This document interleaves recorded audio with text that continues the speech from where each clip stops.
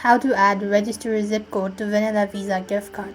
To add a zip code to a Vanilla Visa gift card, you generally need to register the card on the Vanilla Visa website.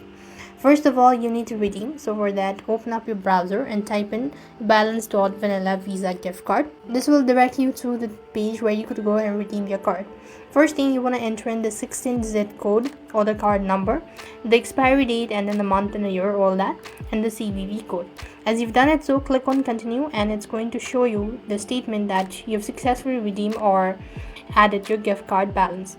After you've actually done it, so you want to scroll down a bit and click on transaction and balance. When you click that out, you will then be directed to the next field where you could see the option to register zip code. So in order to register the zip code, which will help you to use it or use the Vanilla Visa gift card in different fields, what you'll need to do is just click that out and follow the on-screen prompt, enter in the register zip code, and that is how you could add and register zip code to Vanilla Visa gift card.